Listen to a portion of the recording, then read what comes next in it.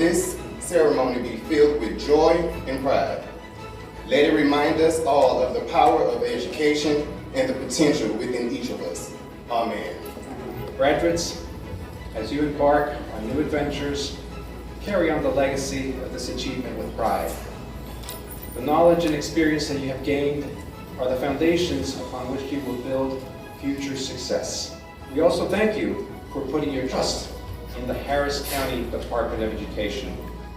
Each of you has faced unique challenges, balancing the demands of education with work, family, and other responsibilities.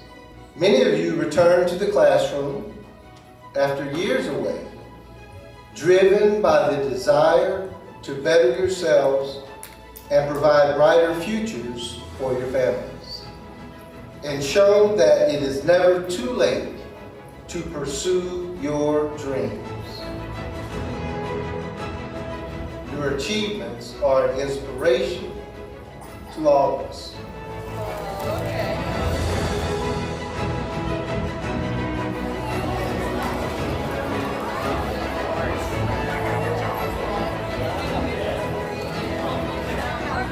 Congratulations to the class of 2024 on this incredible achievement.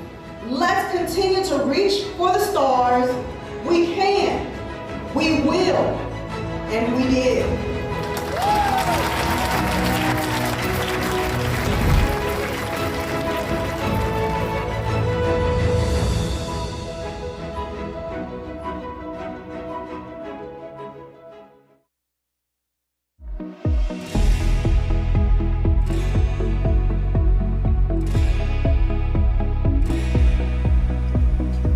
54-year-old Pasadena native and HCDE adult education graduate Ruth Alarcon has spent hours and hours sitting at this table in front of her computer, poring over science, social studies, English, and her ultimate challenge, math.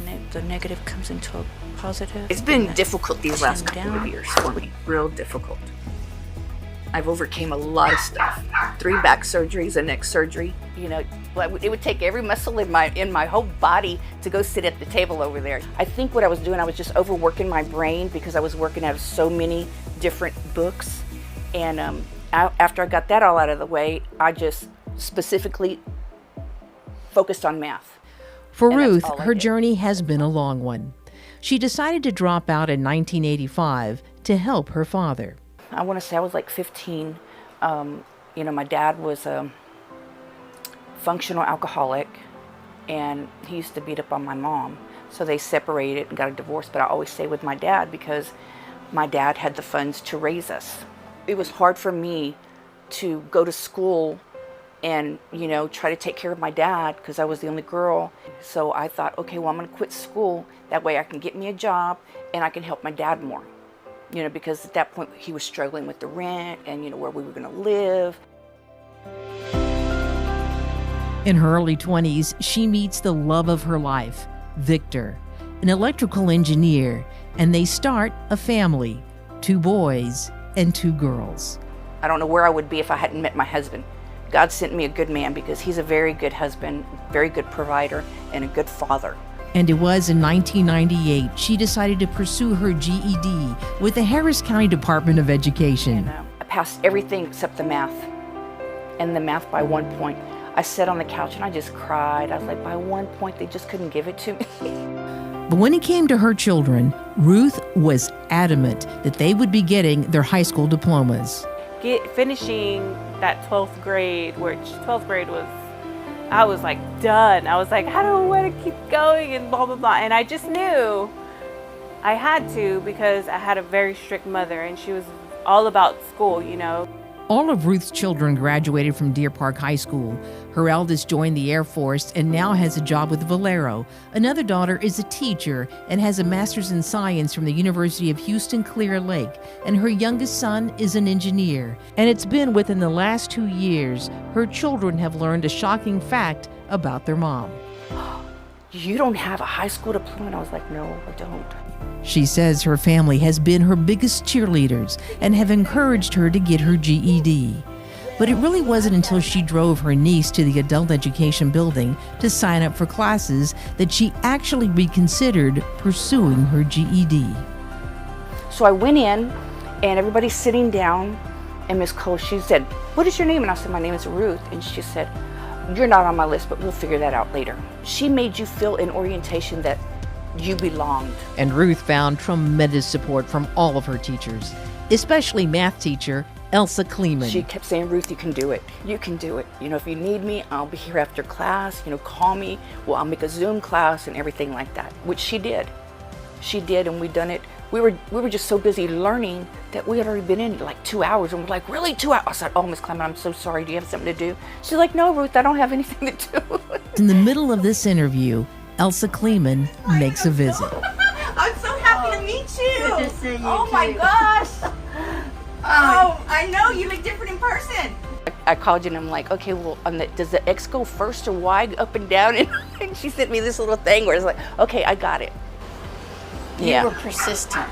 You persisted, and that's the key. As a teacher, I love teaching math, but I love interacting with people the best. And students like Ruth are what make teaching worthwhile. When you did pass with a 170 something, Woo, that was like over the top. Good job. And thank you for teaching me, because I don't think if I had another teacher like you with the patience and explaining things, I probably would have not went through with it. I probably would have said I wasn't done. Looking back, Ruth reflects on what she would tell her younger self. Dumbo, you know, I should have stayed in school. It was easier, you know, and I didn't have the courses to like go to college or anything. That was out of the question, but I can now.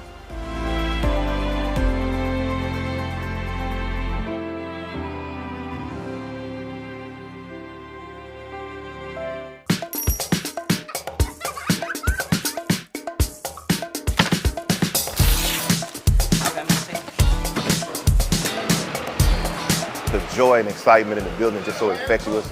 And this morning, everybody came in was just eager to meet their students. It's going to be a terrific year here at ABS West. We had extensive professional development, so we feel like our staff, they're adequately prepared to embrace the kiddos and get them off to a great start. It's exciting to see so many students in the building. It's exciting to see the smiles on the face of the staff.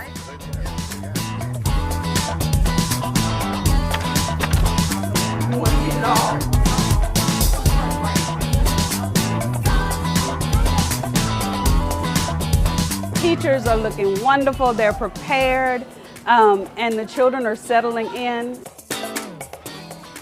I want the parents to know that we love their children and that we are here to nurture, keep them safe, and to teach them in partnership with them, and that together we're going to make sure they have the brightest possible future.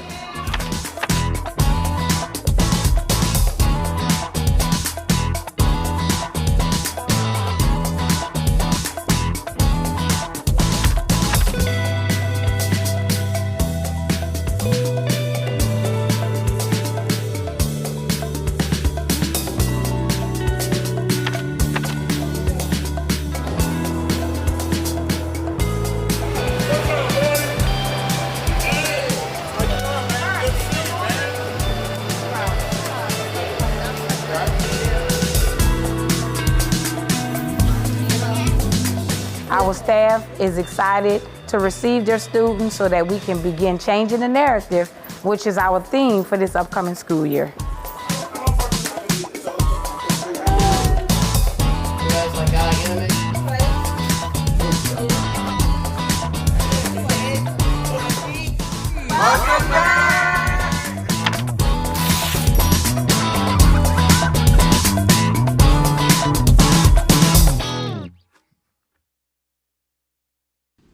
Teachers, staff, and students need to shelter in place for hazmat at this time. In Goose Creek, there are a lot of trains, and we thought this would be a great exercise to evaluate their processes and their procedures when it came to train derailments.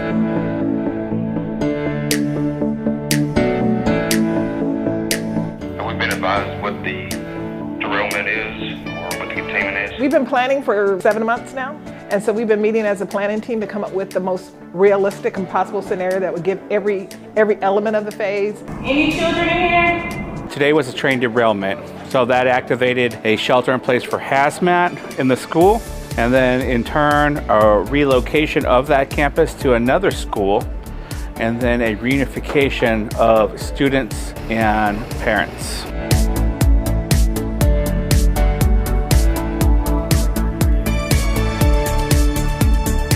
So between the Baytown Fire Department, Baytown OEM, Office of Emergency Management, Goose Creek, HCDE, we came up with a scenario together.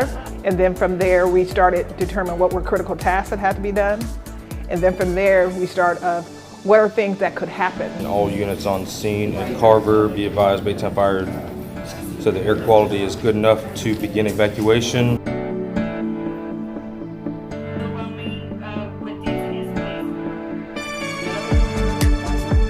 So we do these trainings because you can never quite fully prepare for any emergency.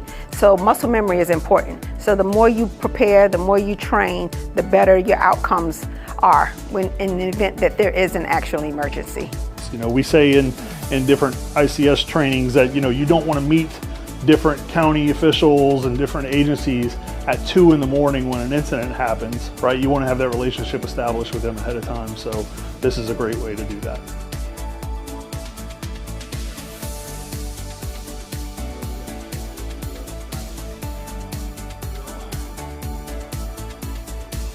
Overall, very pleased because there were a lot of lessons learned.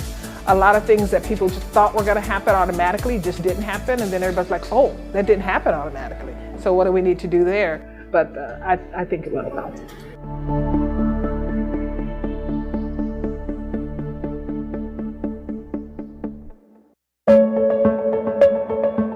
If you want solid first-year teachers, pick us because we are creating really great teachers. We are producing through this model that we know works for children. As Texas sees a significant teacher shortage, alternative certification programs have taken center stage.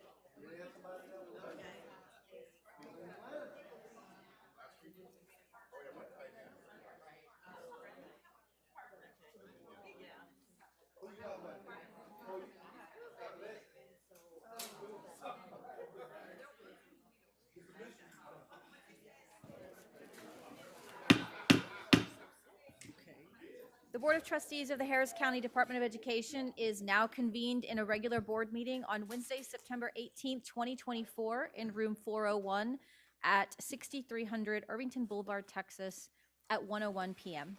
I wish to extend a warm welcome to everyone present at this meeting of the Board of Trustees. As trustees, we are here to set goals, listen to reports from the superintendent, approve budgets, contracts, personnel appointments, and set policy for the district. It is not the role of the board to make day-to-day operational decisions. The management and day-to-day operations of the department are the responsibility of the superintendent. We have policies and procedures in place to resolve concerns and issues. This is a public meeting of the Board of Trustees, not a meeting of the public. Prior to this meeting, board members received information related to items on today's agenda.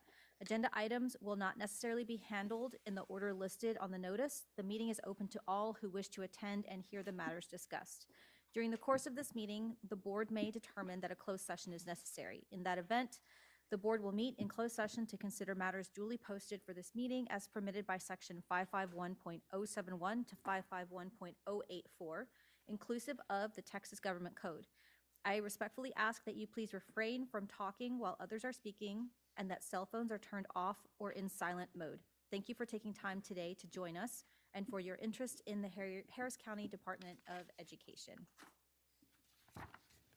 So we will start with our invocation by, and we'll have Dr. Margaret Patton for the invocation, followed by Pledge of Allegiance of the U.S. flag and the Texas flag by Catalina Ramos.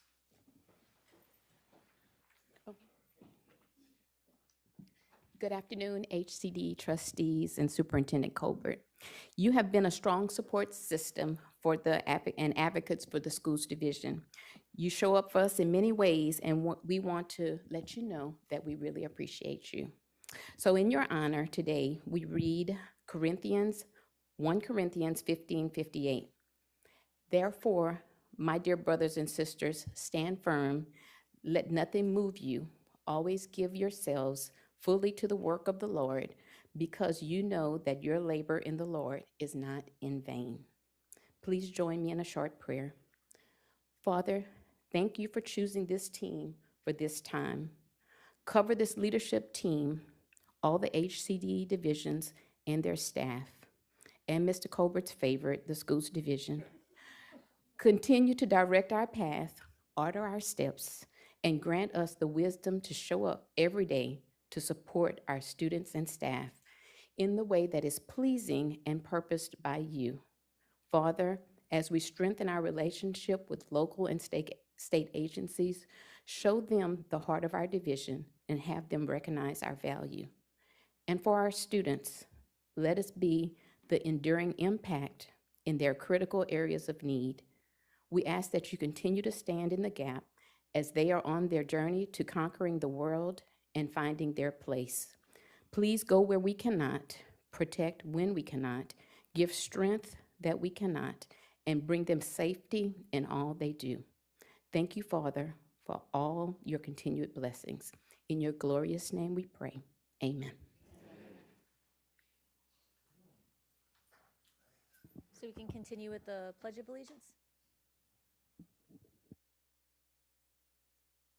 I pledge allegiance to the flag of the United States of America and to the republic for which it stands, under God, indivisible, with liberty and justice for all.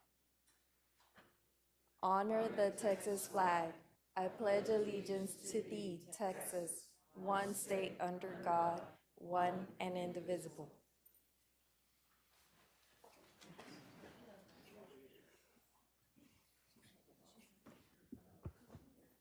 We don't have anyone signed up for open forum, so we will move to the consideration approval of certification of the anticipated tax collection rate, the anticipated debt collection rate for excess debt collections, calculation of the no new revenue rate and voter approved rates by the Harris County Tax Assessor/Collector, 2024 certified property values, and the submission of the no new revenue tax rate and voter approval tax rate using the certified estimate of taxable value, and a plan to adopt a rate of 0.004799 for tax year 2024 in accordance with the truth and taxation laws codified in Chapter 26 of the Texas Tax Code as amended by the 88th Legislature.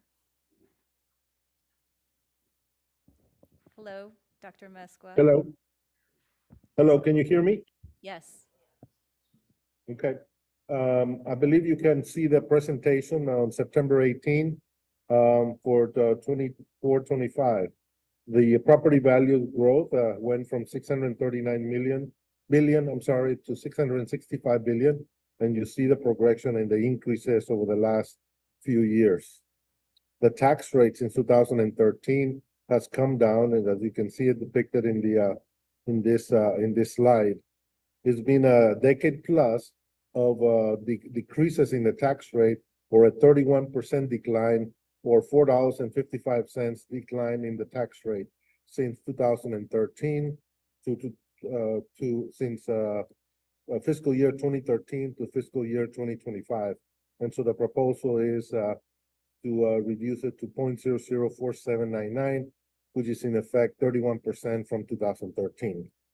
In terms of the tax rates, we're currently at 48.0048 for the last year. The no new revenue rate is at 0.0048.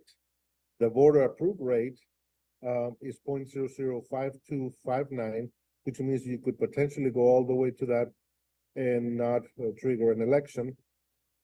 And then the recommended rate is 0.004799. In the next slide, you see that the increases in the values, which is inversely the tax rate has been coming down since 2013 and 14. Next slide is the calculation of the rate that basically gives us the revenue needed for the budget. And because the rate does not exceed the no-new revenue rate, you can basically at this point in time move to approve a plan to adopt a tax rate which is lower than the current no-new revenue rate, and it will not require a public hearing, nor it will require a majority vote. I'm sorry, a super majority vote. The recommendation is to adopt a plan to adopt a rate of 0.004799, which means we would place a notice in the newspaper and in our website, and then you will approve officially the tax rate at the October board meeting. What questions do you have at this point in time?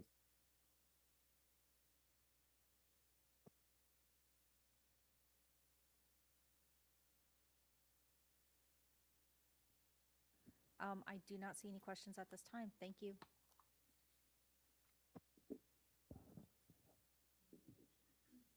Okay, so,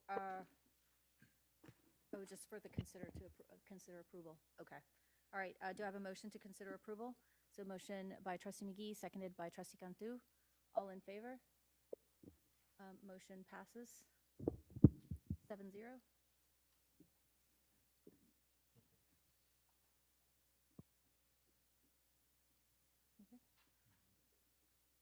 All right, so then, thank you very much.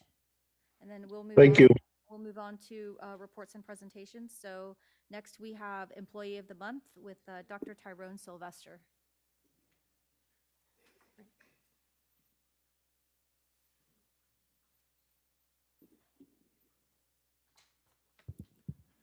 Madam President, Board of Trustees, Superintendent Colbert.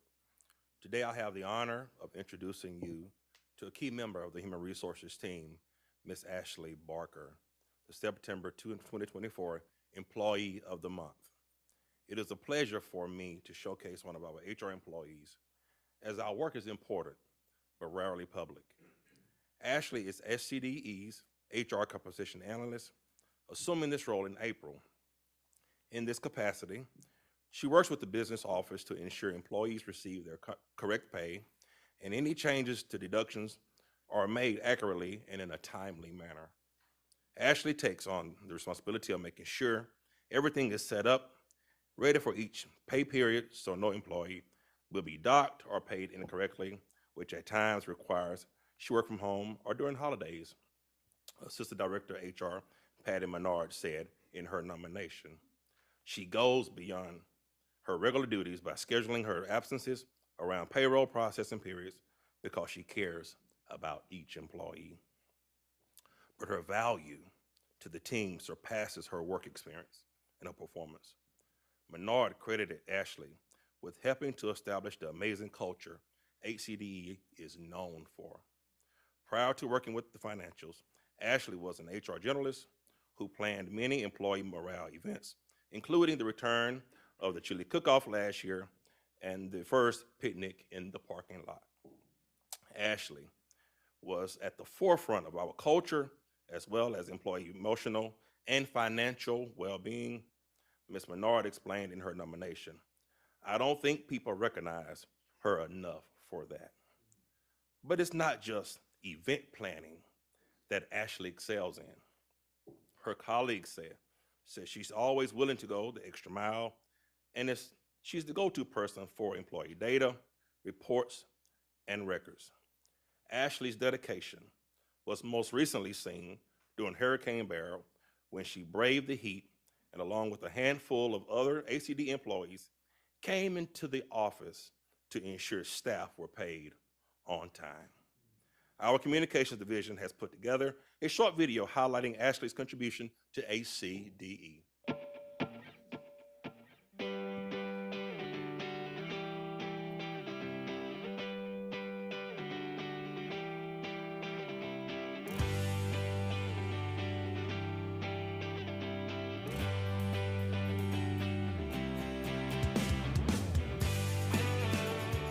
My name is Ashley Parker, and I'm the compensation analyst for HR. So I do all the money. Part of my job that people don't understand is that we touch everybody. You could name an employee and I could tell you who they are and where they work because I see it so much. I've been here a quarter of a century, and I've worked with Ashley for 17 years. A lot of people at HCDE don't know Ashley. What she does every day impacts every single one of us. She's one of those people who's overly patient and compassionate, so when people don't understand their pay, she'll work with them to explain it until they understand it. Started here at 28, trying to finish my degree. You know, Natasha pulled me aside and was like, hey, you know, instead of being a teacher, how about we hire the teachers? So I'm like, okay.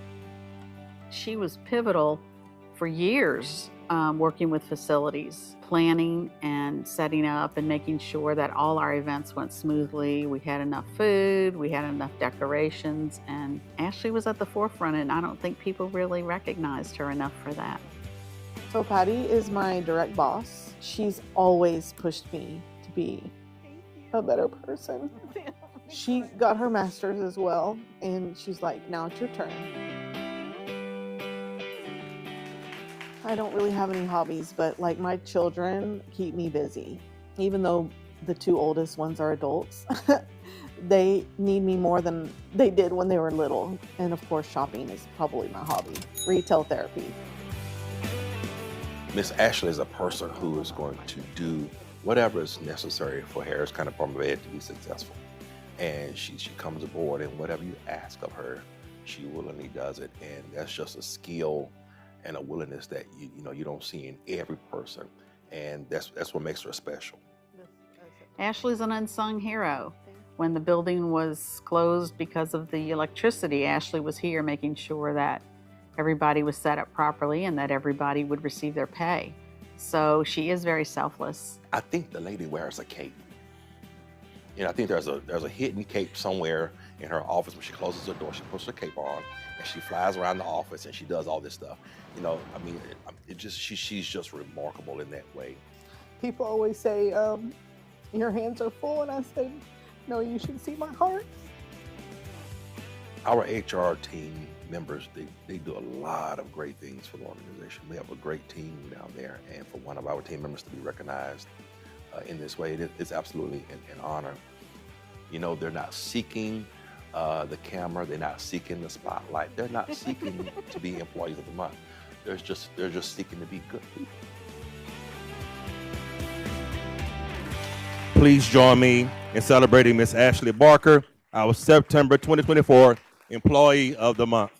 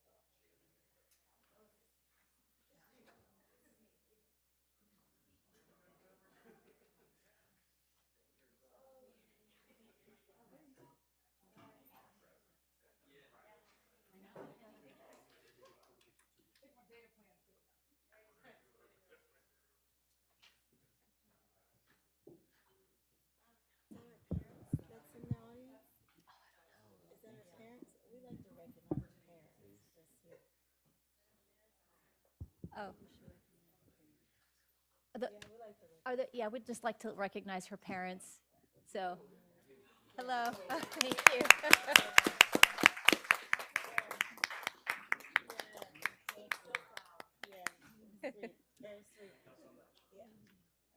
Thank you for that. Yes, we are. Yes, we are. All right, so then we're going to go ahead and move on to the superintendent's monthly report. Thank you, Madam President. Ashley, before you leave, I'd just like to personally thank you, and I'm going to speak for everyone, for ensuring that we got paid.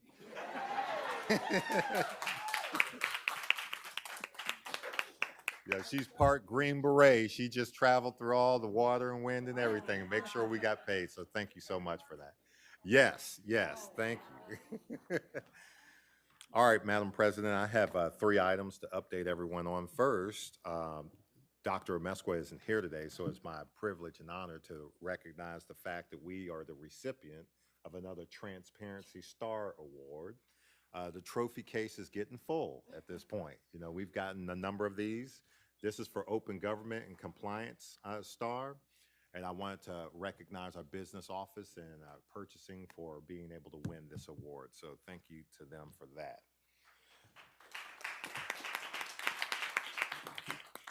So next, you know, I've been working with comms for some time. If y'all look to the folder, you should have one on your left or right. Comms has done an excellent job of putting together some programs to kind of articulate some of the things that we do. This is for our foundation program. We have one on our cost savings report, which is very part of our transparency award. But on your right-hand side, it's the 5 main divisions, the pillars that we stand by with Harris County Department of Ed, where the first one we'll talk a little bit about what HCDE is. This is the quad fold for that. Next, you'll have therapy services, special schools, Head Start, Case for Kids, and ultimately adult education. These are materials that we like to hand out to people when they're inquisitive about what exactly it is that we do as an organization. We take pride in the fact that every photo that you will see in there is of a real person and not a fake person. We don't do fake pictures at HCDE. We have beautiful students that we like to promote all the time, so we like to keep them in it. We will be completing one for choice, I think, in the next few months here. And so our goal is to be able to have programs and items like this to pass out to anybody that's curious about Harris County Department of Ed. Finally, this month is a special month. It is Hispanic Heritage Month, and I would call up Danielle Clark to introduce the video celebrating this month. Thank you, Mr. Colbert, members of the board. Throughout the year here at HCDE, we recognize the contributions of various cultures to our society and our community, and we join the nation in doing that. So today we celebrate Hispanic Heritage Month, which is September 15th to October 15th. And so Communications put together a video today, and it's going to talk about the history of the celebration and also give you a peek into the diverse cultures here in the HCDE family. Have you ever thought about how bland and boring our world would be without the varied ethnicities and cultures we have in our society? More than 50 years ago, our government implemented an annual celebration to honor and recognize the many contributions the Hispanic and Latino people have made to advance and better our society. Whether it is music, art, literature, technology, sports, or cuisine, all of these accomplishments are appreciated and provide a foundation for many achievements to come. Here at HCDE, we also recognize the lasting contributions of those trailblazers who came before. The diverse groups making up the Hispanic and Latino culture are just some of many strings woven into the tapestry of our global society. The HCDE tapestry is also woven from a diverse group of individuals who come together to better the lives of those we serve.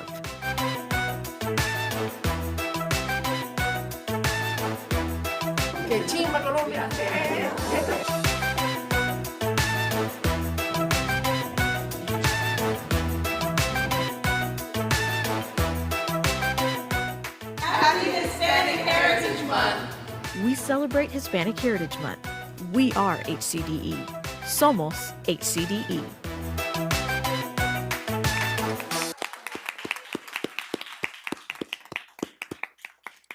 And with that, Madam President, that's all I have. Thank you very much. And so with that, we can move on to our annual division update. Dr. Ned?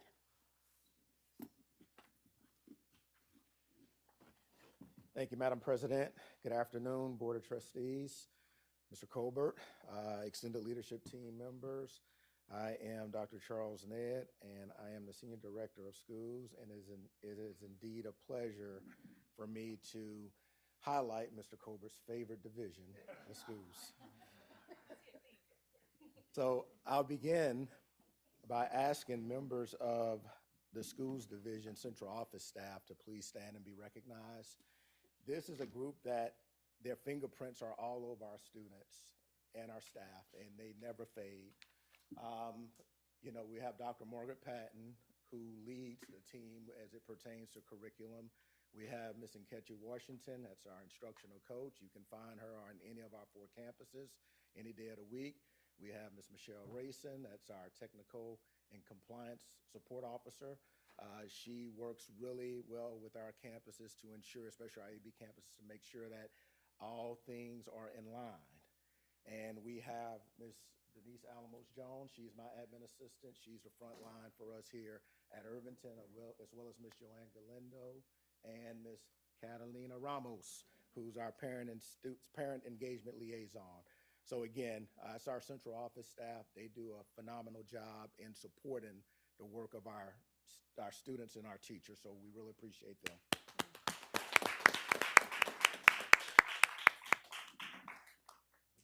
So as you know, school has been underway now for approximately 3.5 weeks, and our campus principals, they're hard at work, you know, on campus here today, so they're unable to join us. But I'd like to recognize, you know, our campus principals.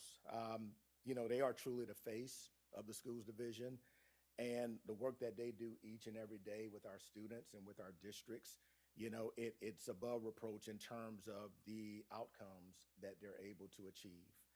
I'll start off with Ms. Love and Mr. Hutton. They're at our AB campuses, which really houses some of our more challenging students, but it's amazing to see some of the outcomes that they are able to achieve with some of the kiddos that we serve.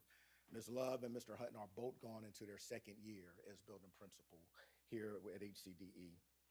Ms. Godfrey, she's at Fortis Academy, and Ms. Waters, she's at High Point. They're both going into their 4th year as building principals.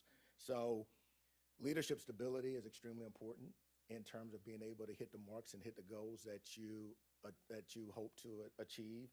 And so we really do believe that we have the right people in the right seats on the bus. Collectively, these leaders have over 100 years of educational experience. So that's something that is valued and obviously rare, you know, in a fast-moving occupation as education. All right, so again, you know, we've been in school now, this is the 4th week, and there's a lot of planning and preparation that went into ensuring that we got off to a great start. And so I don't want you to take my word for it. I'd like for you to see for yourselves.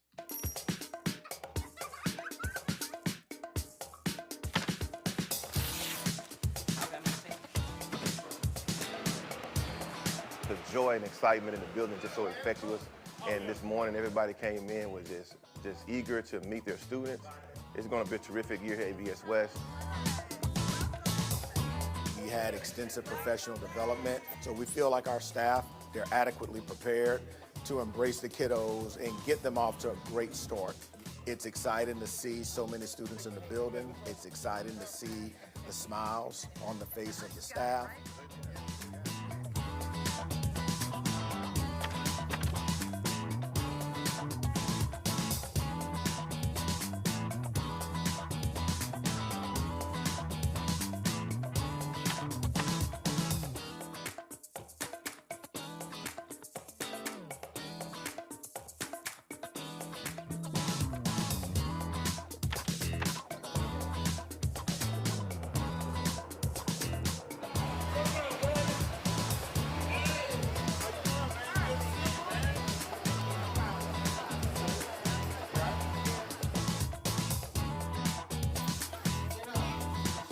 Our staff is excited to receive their students so that we can begin changing the narrative, which is our theme for this upcoming school year.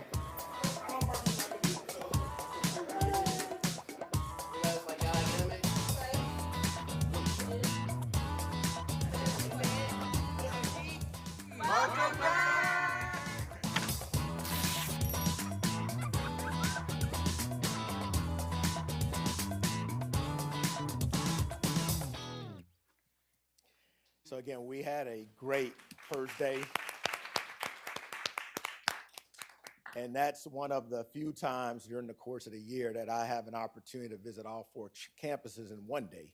And that's quite a task in itself. But the smiles on the kids' faces, the excitement that the staff had to receive the students, again, we try to replay that each and every day, but the first day is like none other. So in total, as it stands, we provide services to 50 school districts, 21 in county, 26 out of county, and 3 charter systems. So far, we have 533 contracts for student placement at our HCDE schools, and we currently have 310 students enrolled in HCDE schools. So just for a frame of reference, last year, we provided services to 820 students at our HCDE schools. And I highlighted the new districts that are new to HCDE. They're highlighted, so we're pleased to bring those districts and those charter systems on board this year. So why do districts use us? As noted on the slide, we offer specialized services to students with a variety of learning disabilities and other co-occurring disorders. We also provide services at a far lesser rate than school districts would be able to offer on their own to students. Not to mention that we're able to staff our classrooms with certified teachers, and many districts are struggling with that. We offer therapeutic services in buildings that are built for our students with whom we serve. Plus, we graduate our kiddos. You can see it, Mr. Cobers was one of our proud graduates at ABS East. And that's one of the things that ABS East, ABS West, we have graduation every year. Fortis, we graduate in excess of approximately 5 to 6 students each year. And these are students that districts have not really deemed. They've labeled them almost as dropouts, and they go to Fortis and they graduate. So we're very proud of that. Again, the pictures of our new facilities, ABS East, High Point, the Sensory Room at ABS East as well. That could not be done without the support of the board. So we appreciate and we thank you all for that. There are a variety of extended learning opportunities available for our students at each campus, such as Special Olympics, robotics, chess, culinary arts, equine, and much more. And we're constantly looking at ways in which we can connect with our students. So we're always looking for things that we can bring in. Back to school, it seemed like just yesterday we were welcoming staff back. And, we had a very successful back to school kickoff in which exciting, engaging, and relevant professional learning, occurred and was provided to schools division staff. Eric Litwin, who is the author of the Pete the Cat series, he was our keynote speaker. And, he was able to reinforce the message of our theme, which was linking literacy to life. And so we were very, very pleased with his presentation and how it connected, to our theme. So you all have a commemorative T-shirt from the PD, with an artist rendering of Pete the Cat on the back. So I hope you enjoy that.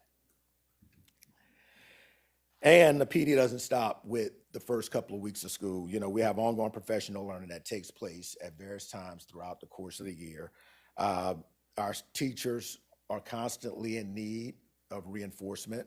And obviously, we want to make sure we equip them with the tools that they'll need in order to be successful in working with our student behaviors and to improve the quality of classroom instruction. But one of the more exciting things that I'd like to share with you is that we have really dove in head first with being able to grow our own and seeking pathways in which we can grow our own teachers. We get a number of educators that come to us, or prospective educators, that have a bachelor's degree, but they're lacking the certification or they're lacking coursework.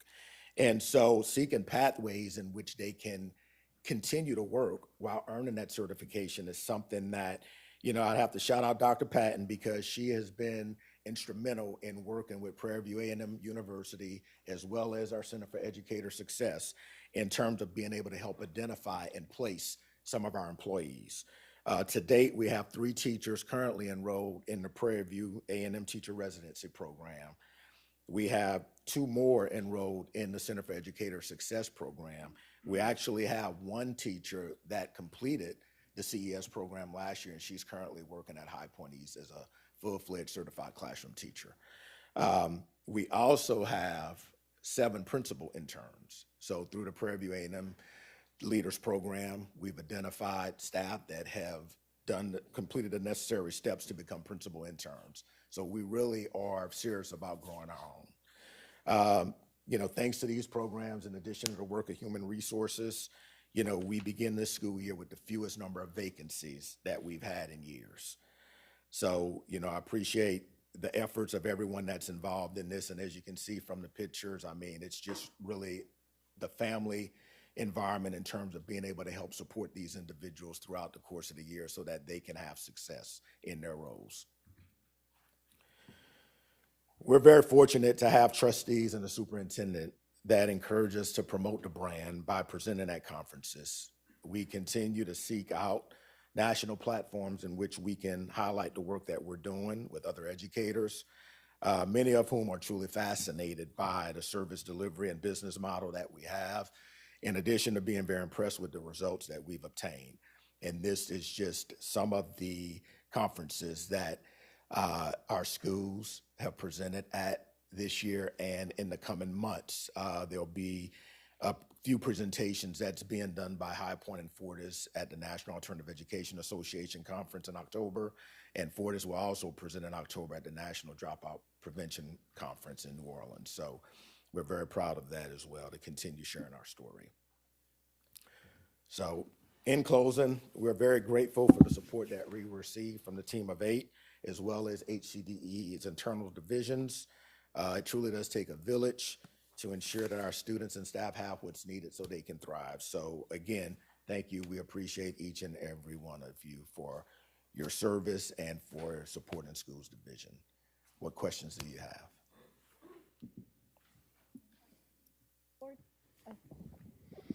I'd just like to make a couple of statements. First, kudos to you, Dr. Ned, and your crew for all that you do. Probably, I say this all the time, one of the most significant services that Harris County Department of Ed provide are our 4 special schools. And it's really defines and separates us from all the other entities across the entire state of Texas. We take some of the most challenging students in the entire county, and we've tried to identify the potential in them and help them actualize it. And so finding a staff, finding a curriculum, finding strategies to be able to work effectively with those students is a challenge all in itself. But then executing that stuff is also on a whole nother level. This year I had the ability to once again attend the professional development right at the beginning of the year. And I've been here for 10 years now. And I would say it was probably the best one I've ever seen, just in organization, the depth of the training and expectations, which I think it spoke to compared to when I first got here. But the other thing that was impressionable to me was the spirit behind the staff and how passionate they were and excited to get the year started. When I first got here, not everybody was really dialed in to the actual instructional component of what our schools are supposed to do. It was more watching the students. I would say our schools look nothing like that now. It looked nothing like that. My final comments would be is one of the challenges that I make to all of our programs when we build buildings is I tell them, don't let your building outperform you. Don't let your building be so much better than the program that's inside the building. You need to outperform your building. You need to chase it. And, this is a division where I can truly say that they've caught their building. And that's not an easy statement to make, but I'm super proud of our campuses. I'm super proud of the eclectic group of professionals that we have that lead it. And I'm super proud of the culture that you've been able to cultivate, but to sustain. So kudos to you and your people. Thank you. Thank you, sir.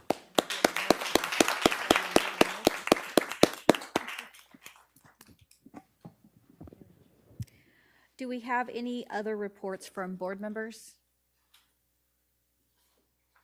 No? Okay. And any reports from committees? Okay, seeing none. We'll move on to information on monthly financial reports. So is Dr. Okay.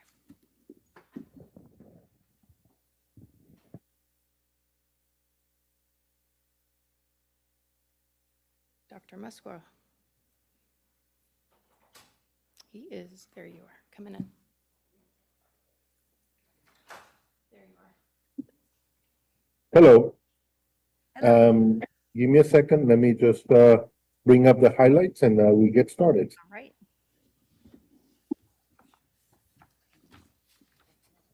12-month of the year. Again, please note that this is preliminary because we are still doing audit adjustments for the end of the year. So these financial highlights are have information as of August 31st, but we're still doing audit adjustments for accruals for the end of the year. We're proud to say that we have now 4 stars. As you can see, the 4-star listed there for our transparencies, and all the information is posted on our website. The balance sheet is $38,431,032 for total assets. Liabilities of $2,664,848. And our equity is $35,239,632. Our fund balance at the end of the preliminary, $35,239,652. Keep in mind that this number is going to change because we need to do accruals for the end of the year. So that's going to come down, excuse me, a little bit. So don't hold that too much, just to know that this is preliminary.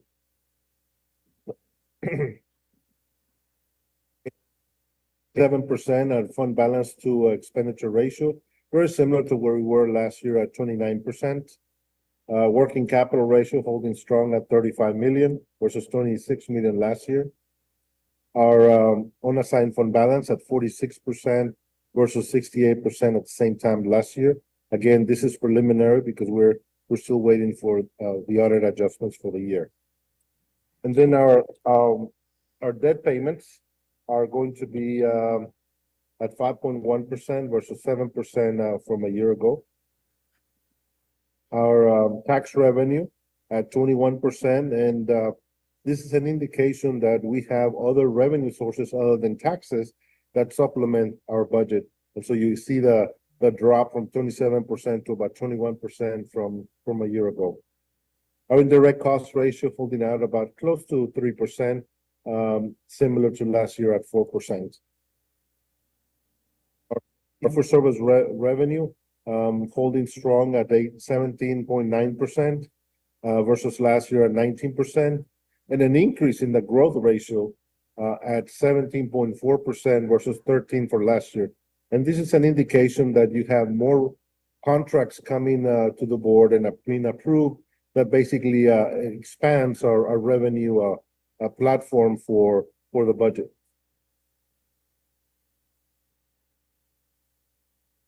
$6,532. We don't have any amendments at this time. Our revenues are holding up at 95% year to date. Again, we're still accruing some revenues.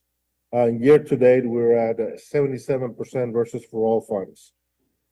In terms of expenditures, while we were at 95% in the revenues, we're at 85% on the expenditures, and that's going to allow us to increase our fund balance a little bit.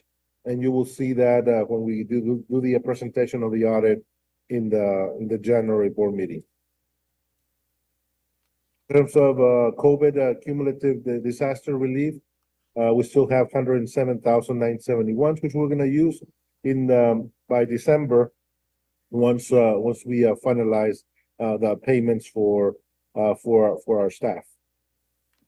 Donations, for the year to date, we've had 211,782 in terms of, in-kind, cash of 37,262, total of $249,044.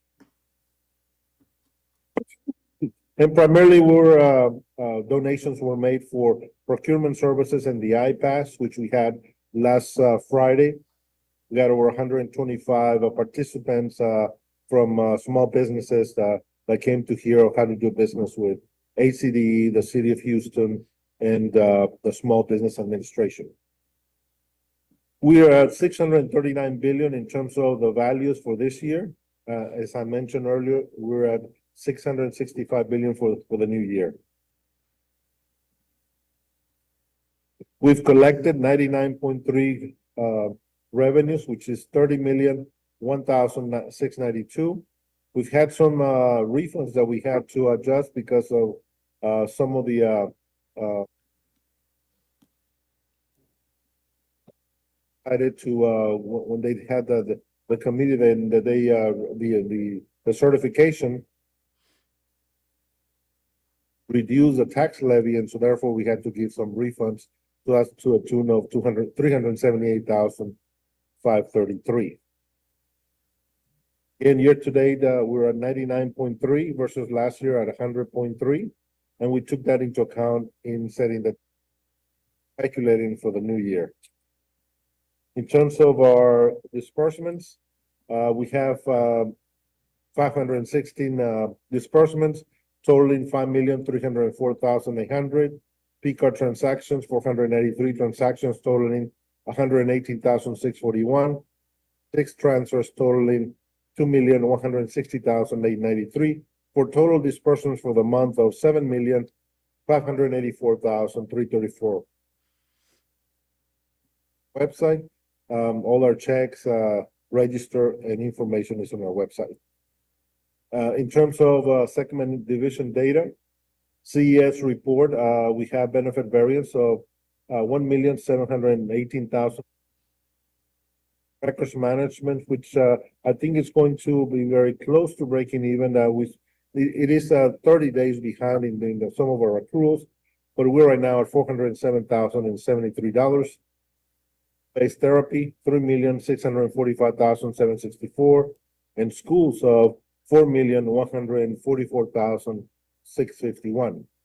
The one that is doing really well, and this is something that we had reported previously, Choice Partners has set a new record of revenues to $1,400,319, of which the transfer to general fund is $9,673,757. So we're a variance of 355% from budget to actual.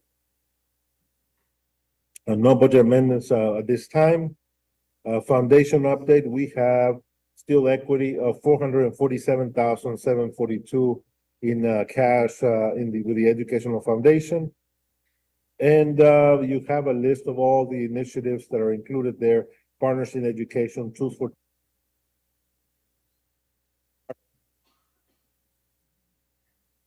37,000 is in the educational foundation. Our lease revenue projects are ongoing with our small business program. And we have total CIP left of $6,097,792 from the 2020 bond issuance. Maintenance note of $1,550,195, and PFC of $4,547,597. We have a little over 1.2 million in retainage payable that we're still waiting for final outcome to accept the projects. And the new capital projects is 16,200,133 in terms of the renovation at the Irvington building, and it's for the fiscal year. Duratech retainage is $58,072 on our Irvington project. So all of them are 99%. We're just waiting to release the retainage for those projects. That's the report for the month of August, preliminary, as I mentioned. We will come back in January with the final. What questions do you have in our financial statements before I go into the investment report? Thank you, Dr. Amezcua. Does anyone have any questions? Okay. Hi, Dr. Amezcua. How are you doing today?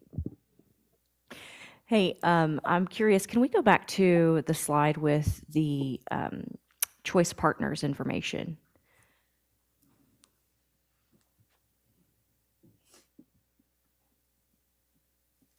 So we have a transfer out to general fund of $9,673,000. The benefit ratio of 355%. That's beautiful. I just want to call attention to that.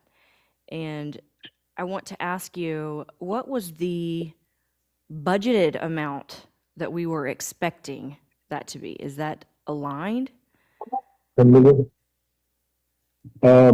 It's in the financial statements for, I can, at the top of my head, I don't recall the exact number. I believe it was 9 million.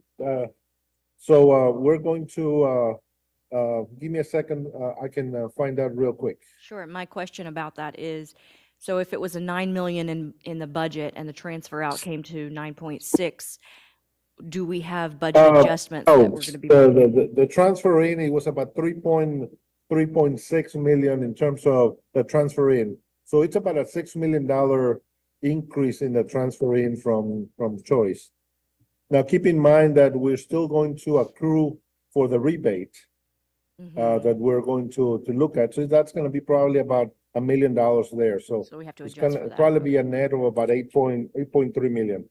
I would just be interested in seeing the budget adjustments that are made as the differences in the budget come out with these transfers whenever the revenues are higher than we were expecting.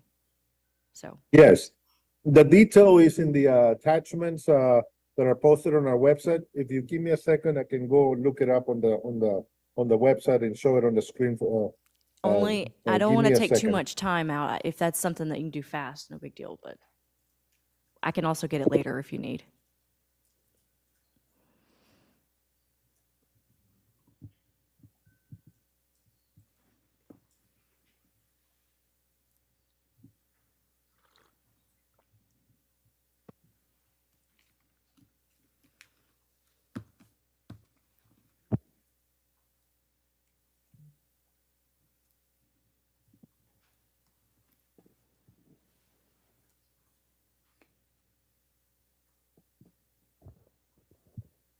Do you got it? Do you want to just come back to it later? Yes, I can do a snippet in a few minutes and then I'll let you know what the budget to actual is. No worries. Thank you so much. Thank you. The next presentation is the investment report. Oh, here it is. I have it right here.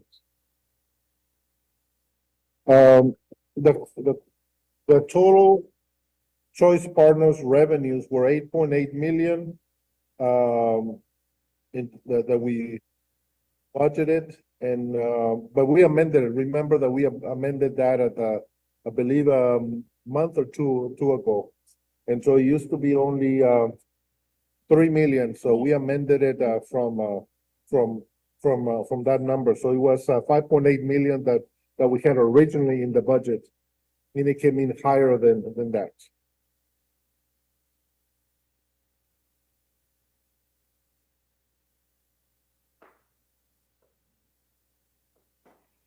Thank you.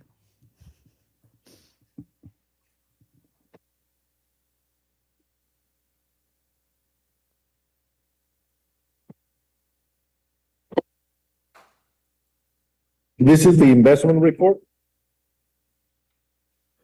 I apologize. I have a lot of sinuses, so I may not you may not be able to hear me very well. So on the investment report, we have $61,650,077 for total funds, and then the PFC 331,115. Have the information in Lone Star. We have a 41% on our Lone Star Investment Pool, 7% in Chase, 14% in Texas Glad, 19% in Texas Star, and 19% in TexPool. FC, we have 75% in TexPool and 25% in Bank of Texas. When we compare 1 year to the next, we have an 11,436,640, or a 23% difference in the portfolio from a year ago. Our funds are basically overnight at 61,318,962. We've earned interest of 2,885,895. So this is also a contributor to our the number that you saw earlier in the financial. We didn't budget $3 million. We budgeted about $1 million in terms of interest. And so that's additional interest for the department, additional revenue. And in the PFC, 22,309, we're earning 5.27 in our investment funds. And you see the history here of the rates. Now the Fed is looking at reducing those rates by 25 basis points this month, and they project 3 other 25 basis points reductions. So that means that our rates will probably going to be somewhere in the 5.0 amount. Right now, we're earning above 525 to 541. So it'll probably come down for about 25 basis points here this next month, and maybe another 50 basis points by the end of the year. That's the report for the investment report. What questions do you have at this point in time? Any questions from the board? All right. Free to move on? You're good? Okay. Okay. Thank you, Dr. Mesqua. Thank you.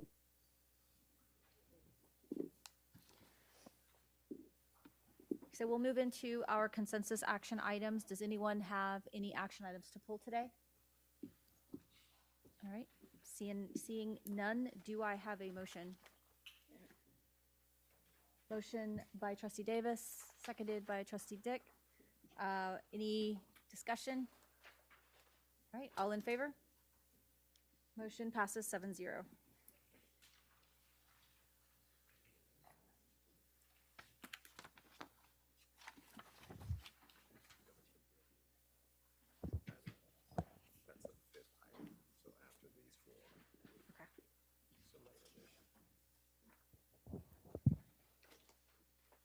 Okay, we'll start with the first action item. Consider approval of the service agreement between IT Services and iPro Media for the period of 10/01/2024 through 9/30/2027 in the amount not to exceed $360,000.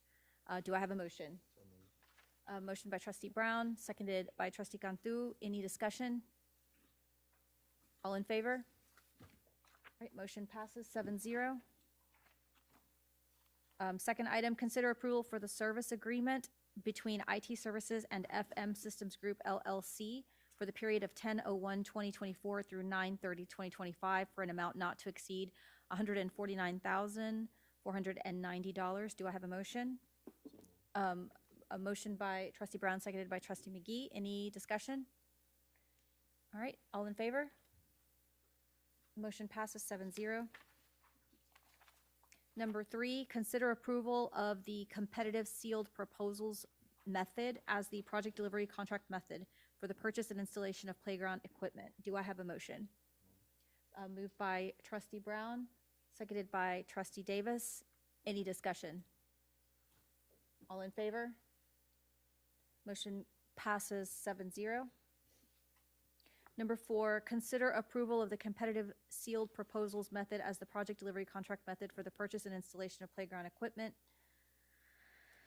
Okay, the first one was for the LaPorte Head Start Campus. This one is for the Tidwell Head Start Campus. So I have a motion by Trustee Brown, seconded by Trustee McGee.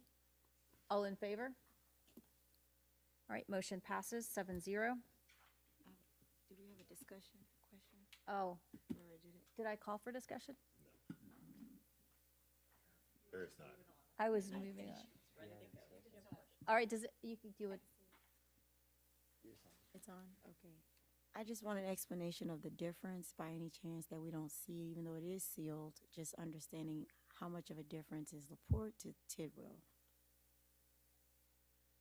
It's the same exact playground equipment, it's just at two different campuses, correct? The design is a little bit different because of the space. That's it. Perfect, thank you. That's all I need to know. Thank you, Trustee Davis. All right, and the final item, number 5, consider approval of amendments to Tidwell Head Start lease agreement by KQC Investors LLC to extend the lease term through September 30th, 2039, and delegate authority to the superintendent and his designee to negotiate, finalize, and execute an amendment to the lease agreement, including an extension of the term. Do I have a motion? Moved by Trustee Dick, seconded by Trustee McGee. Open for discussion. Trustee Cantu? If we could just get an explanation of I know we're extending the contract term, but any changes in the term amount? Yes, sir. Yes.